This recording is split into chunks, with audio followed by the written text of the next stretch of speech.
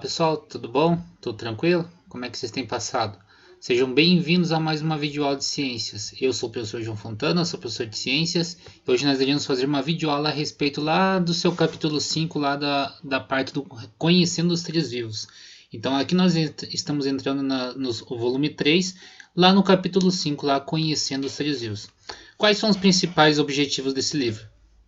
Desse capítulo: identificar as principais características dos seres vivos, reconhecer a organização celular e sua importância como a unidade funcional, caracterizar a organização dos organismos multicelulares e classificar os tecidos do corpo humano. Então nós iremos aprender um pouquinho a respeito dos principais tipos de células, nós iremos conhecer também um pouquinho a respeito dos tecidos e também nós iremos conhecer um pouquinho a respeito das características dos seres vivos, ok? Pessoal, então olha aqui, ó, nós sabemos que no nosso planeta existe uma grande variedade, grande diversidade de vida no nosso planeta, né? Então aqui todas várias formas de vida são conhecidas diariamente, né? São descobertas diariamente. Mas você já se perguntou quem são esses seres vivos? Como eles podem ser agrupados? Então os seres vivos eles podem ser agrupados em 5 reinos, né? Então quais são esses reinos? O reino Monera, que engloba, como por exemplo, as bactérias. Nós temos também o reino Protoctista, que vai englobar os protozoários, as algas unicelulares e as algas multicelulares.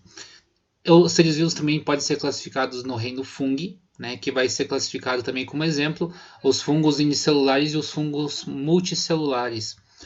Reino Plantae, né, que são todas as plantas, e o reino Animalia, que são todos os animais. Então nós temos, como por exemplo, de seres vivos, desde das partículas muito pequenas, seres vivos muito pequenos, como por exemplo as bactérias, nós temos também os protozoários, nós temos as algas, nós temos os fungos, nós temos as plantas e nós temos os animais. Mas quais são as características que vai definir que vai ser, se ele vai ser um ser vivo ou não? Então são algumas características, como por exemplo aqui o seu ciclo de vida. Como por exemplo um ciclo de vida. Então imagina só que aqui nós temos um ser vivo, que ele tem o seu nascimento lá aqui no ano de 2020. Depois ele vai ter o crescimento, lá em 2027 ele já vai estar crescido, né? Então ele vai ter nascimento, crescimento, ele vai ter também o seu desenvolvimento, como por exemplo lá no ano de 2039. Nós temos a morte desse indivíduo lá no ano de 2101, por exemplo.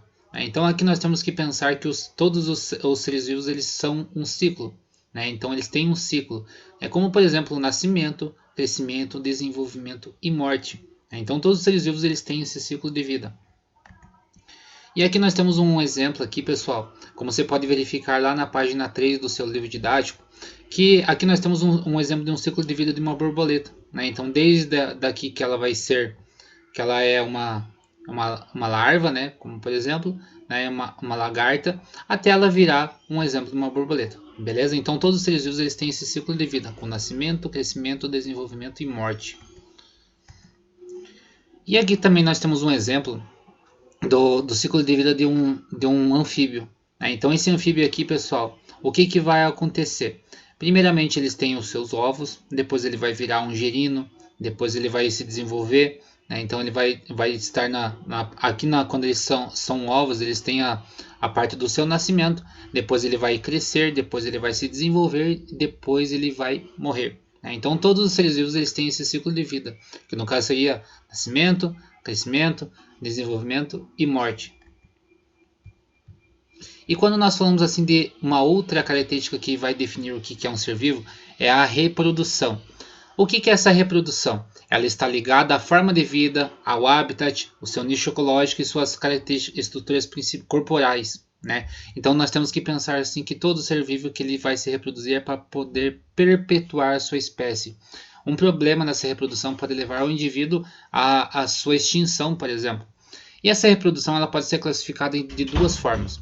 Uma que se chama reprodução assexuada e a outra que se chama reprodução sexuada.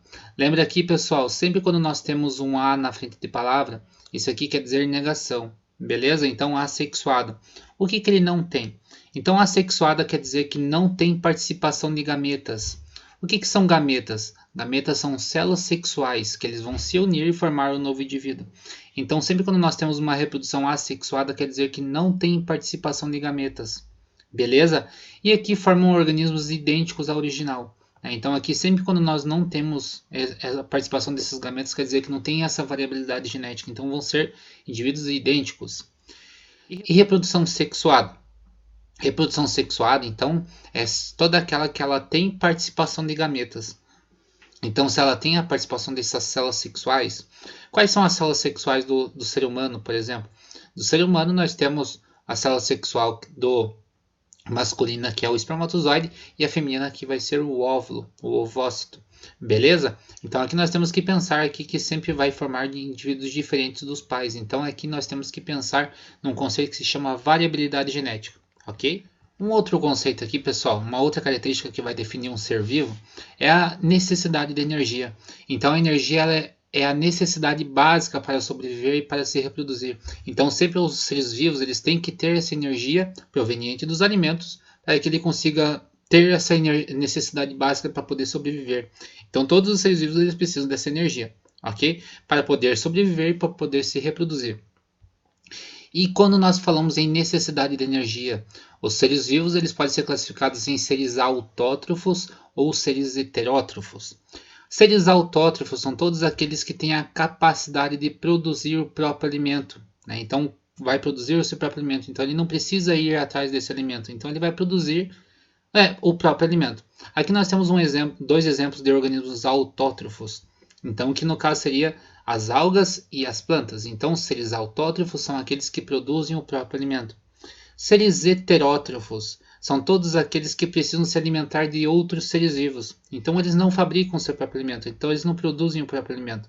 Então, exemplos que nós temos aqui são os animais, os fungos e os protozoários. Então, seres autótrofos produzem o seu próprio alimento e seres heterótrofos são aqueles que não produzem o seu próprio alimento. Ou seja, eles têm que se alimentar de outros seres vivos. Exemplos de seres autótrofos, algas e plantas. Então, as algas e as plantas elas fazem fotossíntese. E seres heterótrofos são todos aqueles que precisam se alimentar de outros seres vivos, como por exemplo os animais, os fungos e os protozoários. Ok? Uma outra característica aqui que nós temos dos seres vivos é a reação a estímulos. Então todos os seres vivos eles respondem a estímulos do ambiente, como presença de substâncias químicas e mudanças na luminosidade, temperatura e umidade. Como assim, professor? Mas qual que é a importância disso? A importância disso é a sobrevivência. Então imagina só que nós temos um organismo que ele está, por exemplo, num ambiente e quando ele começa a cheirar o cheiro de um predador, por exemplo, ele começa a escapar. Né? Então ele não vai ficar, ele vai ter essa capacidade de fugir do predador também. Então, seres vivos eles têm reação a estímulos. Né? Então a importância é a sobrevivência. Como assim, professor? Você já pararam para pensar assim que a nossa pupila no nosso olho, ela diminui e aumenta de acordo com a presença de luz ou não? Então nós somos seres vivos, então por conta disso nós reagimos a esses estímulos, como por exemplo a luminosidade, ok? Aqui nessa planta aqui, por exemplo, então quando nós temos essa planta aqui, essa planta aqui, pessoal, essa planta sensitiva, o que que acontece? Ela fecha essas estruturas aqui que são chamadas de folíolos quando ela é tocada. Então todos os seres vivos eles têm essa reação a estímulos, ok? E os seres vivos também eles podem ser classificados de acordo com a organização celular. Ou seja, os seres vivos, todos os seres vivos eles são formados por células. O que são as células? São as unidades estruturais e funcionais de todos os seres vivos. Então, os seres vivos eles podem ser classificados de acordo com a quantidade de células. Ou seja, eles podem ser classificados em unicelulares e multicelulares. Seres unicelulares são todos aqueles que são formados por apenas uma única célula. Como o próprio nome já diz aqui, ó, unicelulares. Né? Então, uni quer dizer um. Né? Então, são seres formados por apenas uma célula. Como, por exemplo, nós temos as bactérias e os protozoários. Exemplos e o contrário de unicelular são multicelulares, que são aqueles que são formados por diversas células. Então, com mais de uma célula. Como, por exemplo, nós temos aqui os animais, os fungos e as plantas. Okay? Então, de acordo com a quantidade de células, os seres vivos eles podem ser classificados em uni ou multicelulares. Ok? E aqui também, pessoal, uma coisa importante de eu falar para vocês é que somente os vírus, exceto os vírus, eles não são classificados, né, porque eles não são formados por células, ok? Então, os seres vivos eles são considerados acelulares, então eles não são formados por células, ok? E de acordo também, gente, de acordo com a organização celular, eles podem ser classificadas, as células elas podem ser classificadas em células procarióticas e células eucarióticas. Então, o que quer dizer isso, pessoal? Pro quer dizer antigo e cariótico, pró quer dizer antes, antigo, e cariótico quer dizer núcleo. Né? Então ele não possui estruturas membranosas nem estruturas delimitando o núcleo. Né? Então aqui nós temos que pensar que é um conceito que se chama membrana nuclear. Todas as células procarióticas elas não têm uma estrutura de membrana delimitando esse núcleo. Como nós temos aqui, um exemplo são as bactérias. E células eucarióticas são aquelas que possuem membrana envolvendo o núcleo. Então, células procarióticas não têm, e células eucarióticas têm essa membrana que envolve o núcleo, e têm essas organelas membranosas. Então, aqui nós temos que pensar que exemplos são os animais, os fungos, as plantas e os protozoários. Beleza, pessoal? Então, aqui eu tenho algumas tarefas para vocês. Então, aqui eu quero que vocês façam as atividades lá nas páginas 11 e 12 do seu livro didático, os exercícios 1, 2, 3 e 4. E o exercício 1 da página 5 lá do seu livro de atividades. Ok, pessoal? Então a aula de hoje foi isso. Espero que vocês tenham gostado. Um grande abraço e até mais.